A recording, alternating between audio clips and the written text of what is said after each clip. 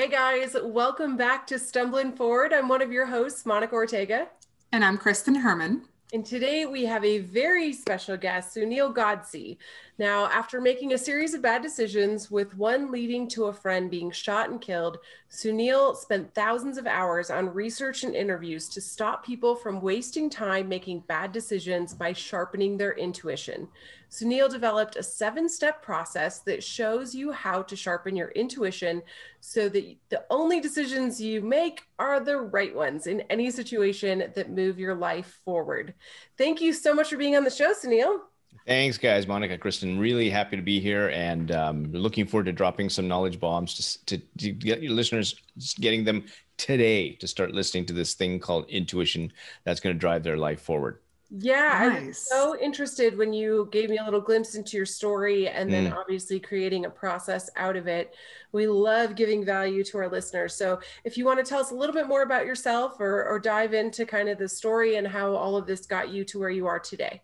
Yeah, so the genesis of really kind of diving into this sort of intangible thing called intuition was really after I wrote my first book called Fail Fast, Succeed Faster. And the premise behind that book was really about if you learn the mistakes from others, like if others create these mistakes and you learn the lessons from them, then theoretically or conceptually, you shouldn't be repeating them. And so therefore you should be succeeding faster, which was that. And so when I started to speak on stages around the world on that book, the one question entrepreneurs kept asking me was, okay, Sunil, give me the one thing.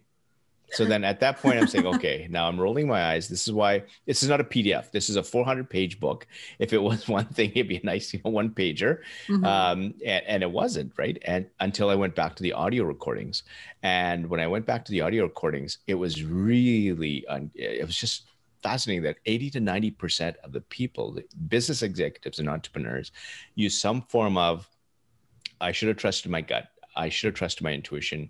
I ignored my intuition. I knew what the right decision was. And all these sort of statements around the times after they had gone through their hurdles and failed. So when I started reflecting back to, okay, wow, that's really interesting. So there's this common thing here that's responsible for failure or success. And it looks like it's just that simple, I think. When did intuition kind of hit me? And I remember when I was 5 years old, I remember there was these video games that I wanted to buy and my dad was saying they're too expensive. And I distinctly remember this voice telling me, go door to door to raise money. And I did. I went at 5-year-old, had my 2.5-year-old brother in diapers in tow. And we went door to door and we raised $200 and $100 went to my dad. And the other $100 went to charity because that really made me feel good. And that's what my school was doing at the time. And so that was my first brush with intuition.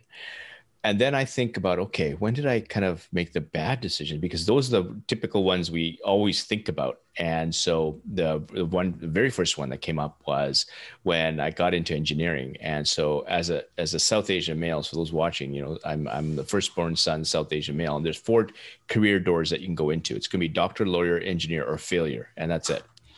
And so, oh my God, that's it. The pressure, pressure. Yeah.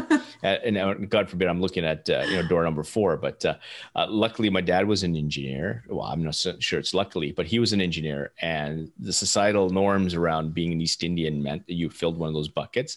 And I fell for that. And I got into engineering and I absolutely hated it. 2 years into that 3-year stint, I got a chance to be a private investor with a Mexican restaurant chain that came up to Canada. And pretty soon I was making 5 times more in dividends doing that than working full-time as an engineer. And so in year 3, I just said, I got to go. Like, this is it. And when I did, I sacrificed my relationship with my dad. But I was loving, and it was painful emotionally. So it's just not, see you, Dad. It was really tough. Yeah. But did that take you a long time to like make that decision? Like, do you feel like with talking to your dad about that and having to have him didn't understand, but did it take you a long time to work up to it? At that point, no. I think I was just the combination of just being unhappy in that career and everything just kind of leading up to it and daily feeling like I'm not called to this. And it's just this sort of internal pressure to finally, like, there's just like, I got to release this valve because it's just getting worse and worse. And so it was, so I think releasing that valve really kind of took away from that emotional I guess, real estate. And what it also did was actually move my attention away from that emotional real estate so that I can focus on, wow, this feels really good. Look at the opportunities that are coming in. Wow. Okay. And so now I'm an entrepreneur, and now I'm running other businesses like a wholesale clothing company, retail clothing company, pop-up event company, entertainment company. And there's a whole bunch of other ones. And pretty soon, $20 million later, I was really on top of the world, and then ended up turning into a business consultant to help other companies. And I got an opportunity down in Silicon Valley from Canada, and it was huge, big IT company. It was the thick of, Silicon Valley, everything. Everybody hears about all the things that are happening down there. And it was a massive contract, and the contract terms started changing. And so again, there's this something that's saying back off. And I didn't. I was so emotionally involved with that contract size that I spent every single penny to go down there, and they didn't pay me. And it came back with 25 cents, actually 23 cents in my bank account. I came across the Canadian border, US border, driving. I was about to be married with my wife, who's from India at the time. So she luckily wasn't here. And she's phoning, saying, how are things going? I said, yeah, not bad. Yeah, just heading back up to Calgary, Canada to find the next opportunity. And meanwhile, I didn't even know where I was sleeping that night. Oh my gosh. And that's so, terrifying. Oh yeah. And then the third one, which you kind of alluded to in my bio, was there was a friend of mine that was being stalked. And in engineering, I was doing some personal coaching at the time. And so she said, Sunil, listen, I really need some advice. There's this guy that's being stalked. I've actually met him before when she was, so I knew him. How do I get away from him? And so and I had this strong urge to meet with her that afternoon. I had nothing planned. It was open, certainly stuff that was flexible that I can move, especially for a friend. And for some dumb reason, I said, let's meet a couple of days later. And the very next day, he walked up to her, followed her to a bus shelter, and put a bullet through her forehead. Oh my God. And now I'm looking at saying, okay, I really got to figure out this thing called intuition, because I've made a series of bad decisions. And now I've got a really good friend of mine. Now I can attribute to intuition that got killed, and I could have prevented that. So I started thinking, okay, how do I look at it? Is there a definition? And so I went online and I started Googling. And at that time, it was all about voices from God and spirituality, meditation. And it's okay if other people see it that way, but it really didn't resonate with me. And so I'm thinking, well, how does it kind of resonate with me? And so I remember these signals that were kind of coming to me. And so I remember there was someone in my circle that talked about intuition and signals. She was an intuitive channeler, and she happened to be in Toronto. So I said, oh, wow, that's just a couple of hours for me. Let's go talk to her about it. And so she talks about intuition being an energy, and the fact that our belief system is so kind of obtuse and there's really little to no research in it. And so I like the energy part, because as a former engineer, what I really liked is when I looked at things like steel. Steel has a mass and it has like wave-like energetic-like properties. And so when you see things are bending and swaying in the wind, it's because of these energetic properties, wave-like properties, that's making it happen, without getting too technical on the engineering side. But to me, that's what made sense. So now I see this sort of this art part or energy part. And she's saying, well, there's no research in it, but if there's no research, how come? Like, I've experienced it. So who in my circle knows that I know that can explain it from a scientific perspective? And I reached out to a neurologist who I know. And so I went to the hospital, set up the video camera, and first question, I turned it on and said, does intuition exist? And I'm thinking, okay, I'm just going to be quick. I'm going to grab a coffee and I'm going to be back home in London. And he said, it absolutely does. And like, my jaw's dropping.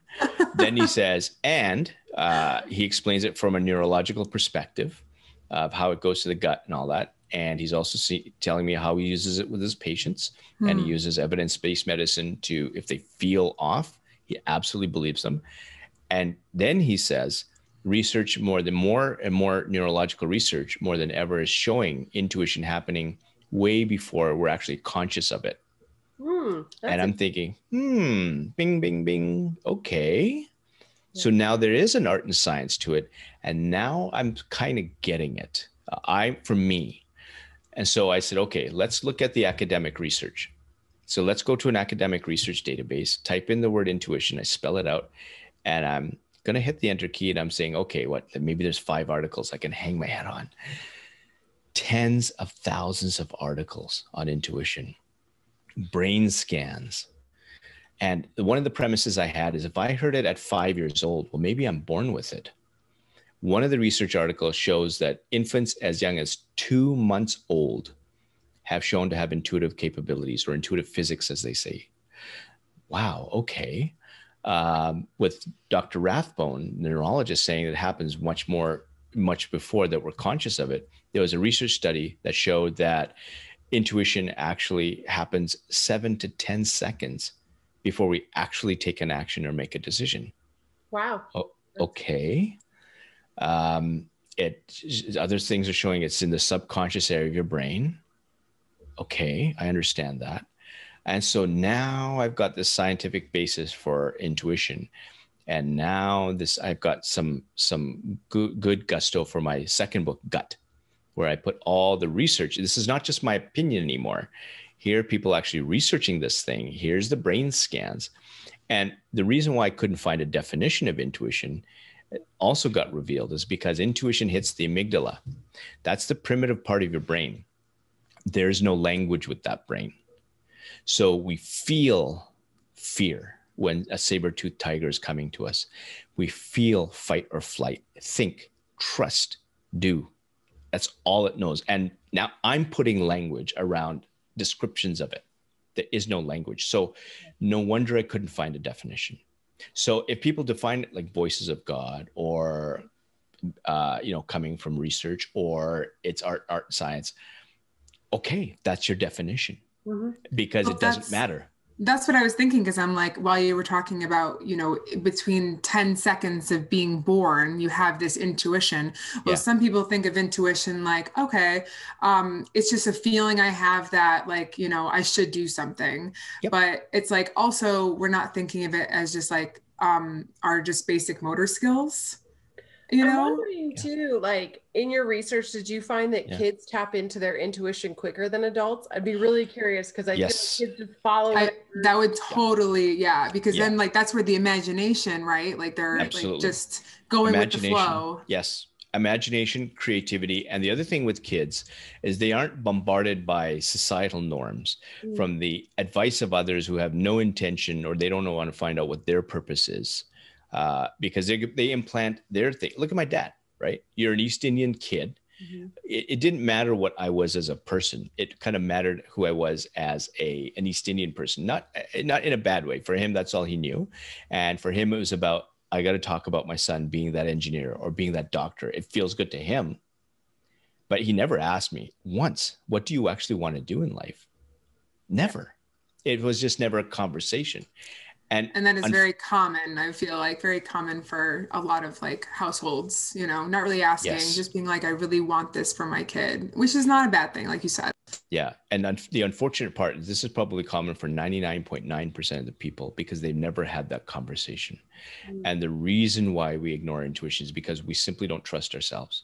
We're chasing about things in the past. We're future casting. We've never really sat down and say, what do I really want? Yeah. Right. How many of us actually do that? And it's extremely rare. And that's why we ignore intuition. And so now I've got this art and science, which is fantastic.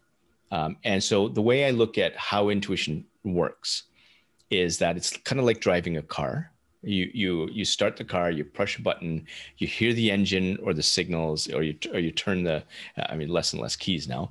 And then you just drive. You don't necessarily need to know what's under the hood. But the nerdy engineer in me was saying, okay, what is under the hood of this thing called intuition? Like, how does it work? And so when I looked at, I've interviewed over 1,000 people now, and I looked, and it came down to 4 types of intuition, and we'll get into each one of these, that all work in a split second together. And the way it speaks to you are through these things called intuitive signals. So the best case study I can show you of how this actually works is from an absolute non-believer. So one of my colleagues was John Rothschild. He was an investment banker, and his life was about Excel spreadsheets and data And that's it. Nothing else outside comes up. So when he understands intuition, when he's thinking about voices of God and manifestation, he's like, what? And so I'm asking him, I said, okay, let's spend an hour of your time. And he says, I have no clue what we're going to talk about, but I'll talk about intuition, I think, and then we'll catch up, right? Because I haven't seen you in a while. So I go down to Toronto and I set up in the boardroom and I turn the camera on. And then I'm telling him that there's some CEOs that actually sees omens, right? And so I'm trying to explain to him that there's like these things called positive and negative signals. And so the positive signals are ones that tell us what the right decision is. And the negative signals are telling us what the wrong decision is. And so for me, for example, my positive signals are the dots connecting, or just a sense of knowing, right? And so there's no resistance. And this one CEO, he sees this omen. It comes up. There's no shape, no color. But whatever he's doing, like if he's hiring someone or, you know, putting a deal together or bringing on a partner, if this omen pops up, he just, whatever he's doing in the moment, he says yes. And then the negative signals, and this is now we're getting to unique, right? The uniqueness of each one of our experiences. Negative signals for me, that gut feeling, the hairs in the back of my neck standing up. And there was another entrepreneur I was talking about, and he was saying, I don't know what my signals are, Sunil, I'm not sure. And so then we start talking about his failures that he had. And every time he talked about a venture that he failed at or went in for the wrong reasons, he starts grabbing his left earlobe. And then he said, 10 minutes in, he goes, what? I just realized what my signal was. And now he recalls going into the deals, his left earlobe getting hot, talking to his wife about those deals. During or after the fact, his left earlobe got hot. And the thing with the intuitive signals that's really important for us to realize is that they actually start really subtle in nature. And these are the ones that we miss. So everyone has gotten a situation where you walk into a room or walk into a situation and you go, internally you're saying something's off. And that's the subtle signal. And the thing is, it's not loud enough for us. We just dismiss it and we continue on. And next thing you know, we start making one bad decision after another. And so, now let's say we have a common signal called a voice. Let's say you know, Monica, Kristen, and we all share this voice. For me, so let's say, Monica, that's your signal number one. You're golden. You got that initial intuitive signal. Excellent. Kristen, that's signal number two for you. If that's signal number two for you, you've missed a signal. So what was the bad decision you made because you missed that signal? So maybe for you, you stubbed your toe. I've done that all the time. I did it this morning. There you go. How did I know? It was intuitive. And so let's say for me, let's say it was signal number 4. If it was signal number 4, I've missed 3 signals. If I've missed 3 signals, I've made 3 bad decisions. Now, those 3 bad decisions could also be a stubbed toe, or it could be that I'm headed towards bankruptcy. I don't know.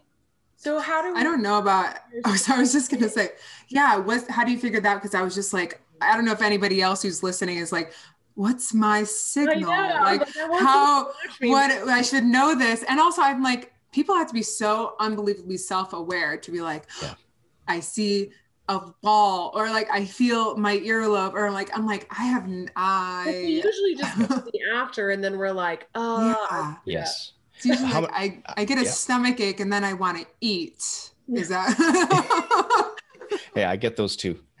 No, but so there's a couple of things there that are important. One, how many times are we self-aware?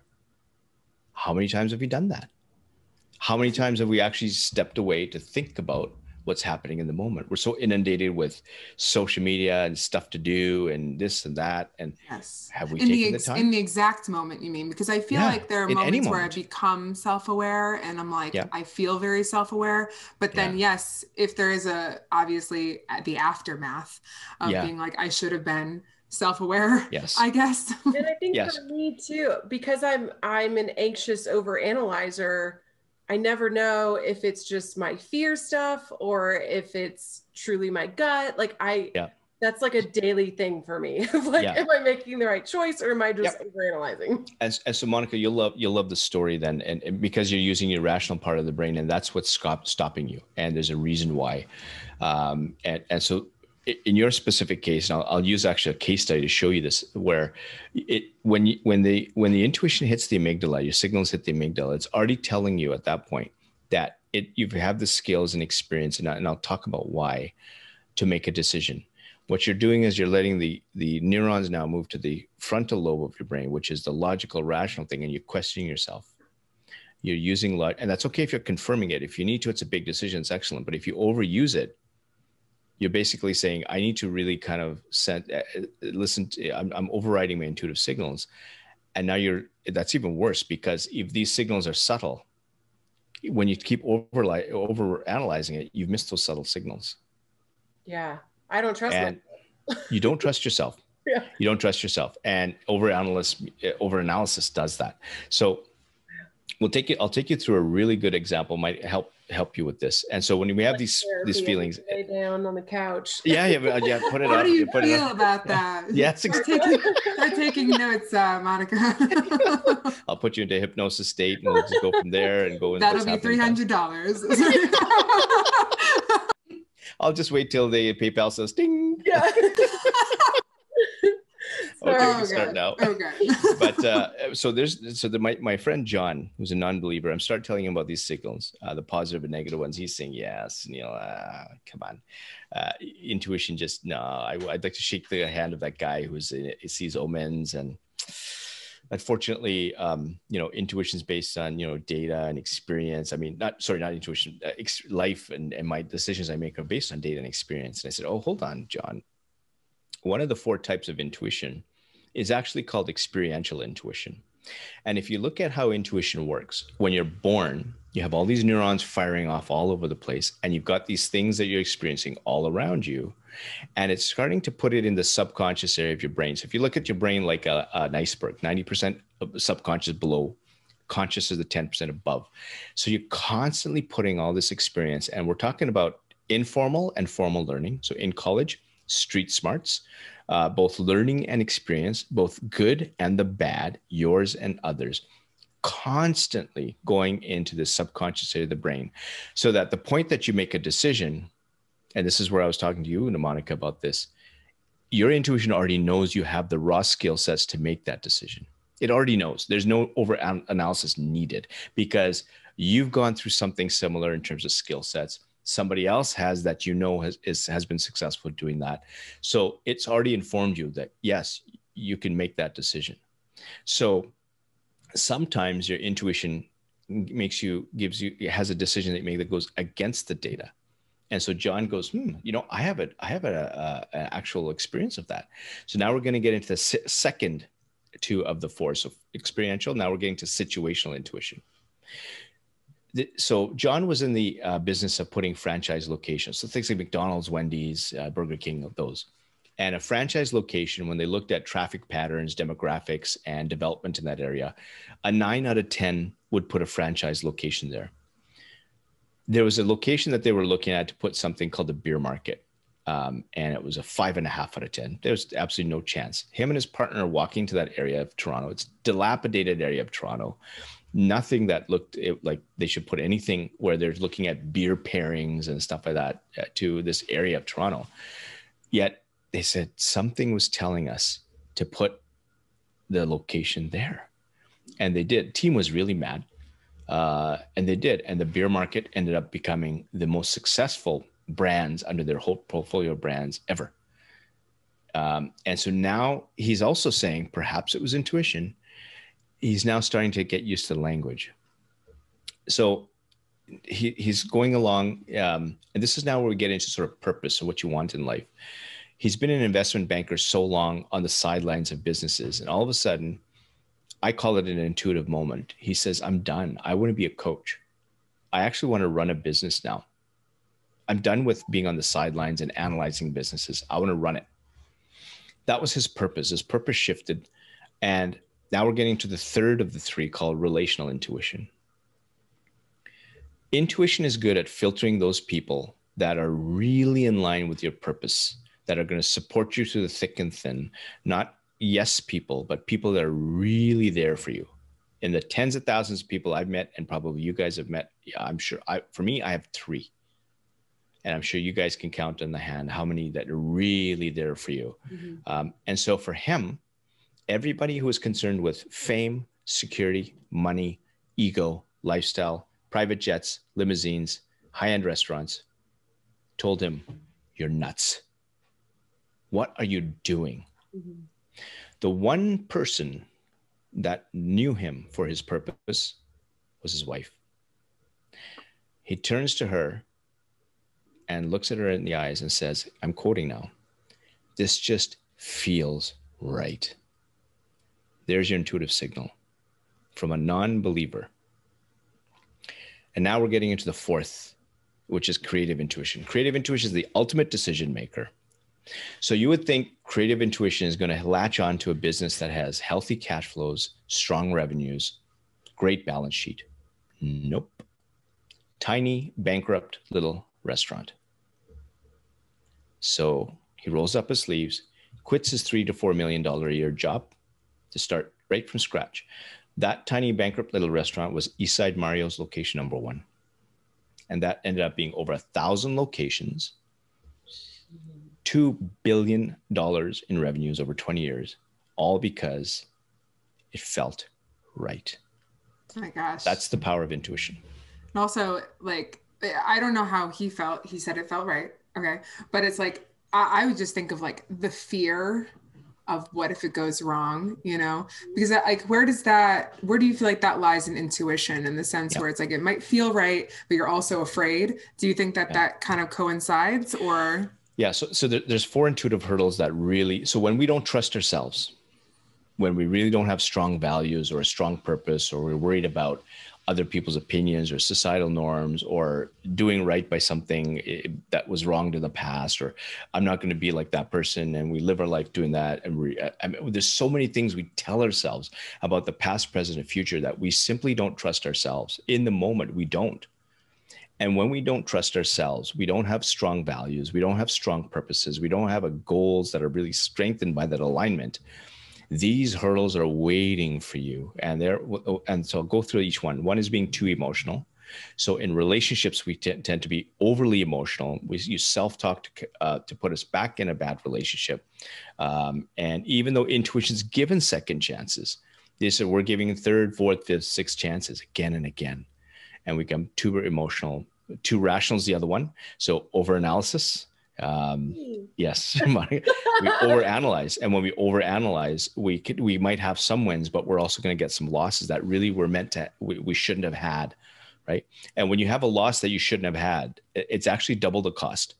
And it's something called what I call opportunity cost. It's not just the cost of you making the bad decision. It's also the cost of you not making the right decision. That's twice the cost. Yeah. And so that's the too rational part. The other one is ego. 3rd is ego. And there's 2 sides to ego. One is the narcissism, but the other one is following the herd. So why do you have friends that have values that are really away from you? You can have some detraction. Nobody's your exact equal, but are you really friends because they're popular? They're driving a certain car. They have a brand name. They know someone famous. They happen to show up at all the right places. You know that. Everybody internally knows why they want to have certain friends in their circle. And so when you're following people like that, or a herd mentality like that, you're sacrificing who you are for others. And so that's another issue. And then the last one is fear of fire, fear of the unknown, fear of change, fear of failure. And remember, your intuition already knows what you need to do. It already knows. But we don't want to take that step. And the best example I can give you is there's a fellow who had cerebral palsy, always has been in his wheelchair all his life, gets a chance to walk on the beach. And all he wanted to do was feel the sand through his toes and the water. So he finally gets this chance. His friends wheel him up to the edge of the beach in the water. He stands up, the sand caresses, and he falls flat on his face. And he says, I have 2 things I can do at that moment right now, Sunil. The first thing is I can bend to or succumb to fear and get back in that wheelchair and forever regret for the rest of my life that I've never able to do what I wanted to do, turn that dream into reality. I'm right here. Or I can battle that fear. I can trust my intuition to take a step and take another step and another step. And that's what he did. And he points to his chin, says the water gets about up to here. And then I looked back and I hadn't realized how far I'd come. And so when you operate on intuition, you listen to those signals, you take those steps, you battle the fear because your intuition is already telling you, it's a positive signal. Move and take the next step and take the next step. That's how you reach your goals. You don't future forward your goals and try and reach it. You take the action now. You live in the moment. You listen to those signals, and that's how you reach the goals. And it's strengthened by a strong purpose. And then you self-select people out of your life. You put yourself in those environments that are conducive to that purpose. And who cares what other people think? It's not about them. It's everything. Everything has to be about you.